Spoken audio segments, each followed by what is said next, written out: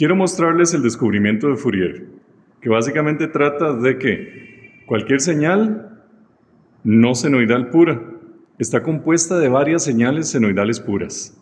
Empecemos primero con esto. ¿Qué es el análisis de espectro? El espectro es tener una gráfica en la que ponemos en el eje horizontal la frecuencia y en el eje vertical la amplitud, o llamémosle popularmente la fuerza de esa señal. Si usamos un analizador de espectro, lo que hace este es aplicar una cosa que se llama la transformada rápida de Fourier, que es un trabajo matemático que se le hace a la señal que está recibiendo para graficarla de esta forma, espectralmente. Entonces lo que nos dice es la presencia de esa frecuencia senoidal pura en cada uno de los rangos de frecuencia. Nos dice en dónde está la frecuencia, o sea, el valor de la frecuencia y qué tan fuerte esa frecuencia es. Aquí podemos ver un analizador de espectro trabajando. Acá tengo un generador de tonos y aquí tengo un parlante para irlos escuchando. Escuchemos y veamos las frecuencias. Son senoidales puras, empezando con 100 Hz, 200 ya se escucha más, 300, 400. Veamos cómo avanza la ubicación en el espectro.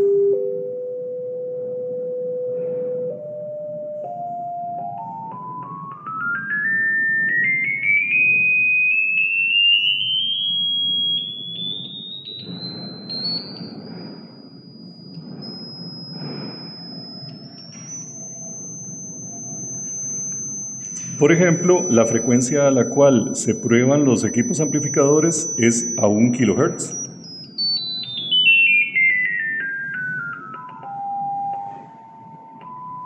A esa frecuencia. Ahí vemos la ubicación del espectro. Esto se llama ruido de fondo o ruido de piso y es normal en este tipo de mediciones. Ok, pero lo que quiero que vean es que si la señal es pura, senoidal, solamente se genera un piquito.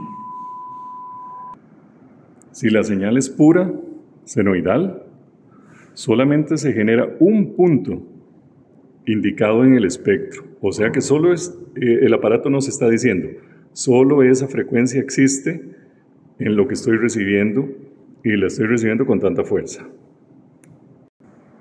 Pero ahora veamos qué pasa si la señal es compuesta, o sea, tiene una forma no senoidal. En la música todo instrumento tiene una huella no senoidal. El instrumento que más se parece a una señal senoidal es la flauta. Aún así tiene sus distorsiones con respecto a una onda senoidal pura. Otros instrumentos tienen una huella más compleja. ¿Qué es lo que descubrió Fourier? Descubre que, bueno, estas no son senoidales puras. Y entonces lo que descubre es que una señal no senoidal en realidad es la presencia de varias senoidales puras y le llamó armónicos. Entonces tenemos una frecuencia central que es la que da el tono y nacen varias frecuencias más grandes y más pequeñas y a distintas amplitudes que todas ellas conforman ese tono. A esto entonces se le llama armónicos. Ahí tenemos una frecuencia sola, pura, de 4.5K, o sea 4500 Hz. Pero observemos lo que pasa cuando la señal no es senoidal pura, sino cuadrada o triangular, por ejemplo. Veamos la triangular. El tono casi no cambia, no notamos que cambió mucho, pero vean lo que pasa en el analizador de espectros. Ahora salieron varios armónicos.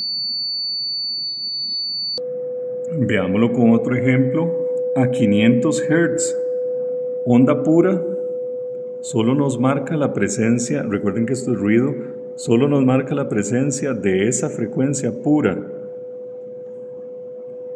Pero cuando tenemos que se distorsione o cambie de senoidal a triangular, vean lo que pasa. Voy a hacer el cambio. Ahí se escucha una tonalidad distinta, pura, triangular. Se escucha más brillosa, pura, triangular. Al hacer el cambio triangular se nota cómo salen los armónicos. Y ahora veamos lo que pasa con una señal cuadrada. Se le escucha más brillo, porque tiene muchos armónicos. Mismo tono puro, mismo tono triangular, rectangular. Muchísimos armónicos.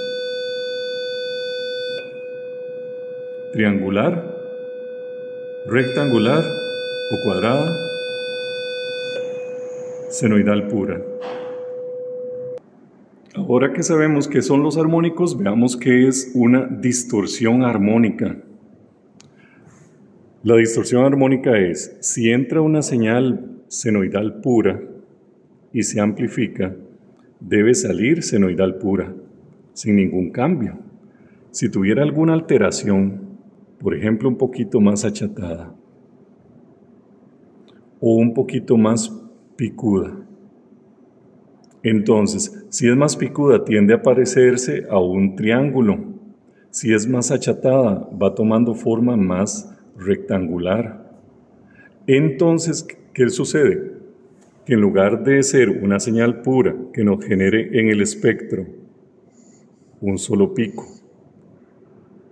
como va a tener una forma no senoidal pura, entonces le van a aparecer armónicos. Y eso se llama distorsión armónica. Pero entonces ahora usted puede pensar, pero es muy difícil que le metamos una señal pura al amplificador. Por lo general metemos música, un instrumento musical, cualquier señal que no es pura. Pero recordemos que toda señal no pura en realidad es la suma o presencia de varias señales senoidales puras. Entonces, esto es lo que entra, o sea, la suma de varias señales senoidales, y ninguna de ellas debe ser distorsionada. Si alguna de estas frecuencias se distorsiona, entonces, ya de por sí, como era una señal que genera un espectro amplio,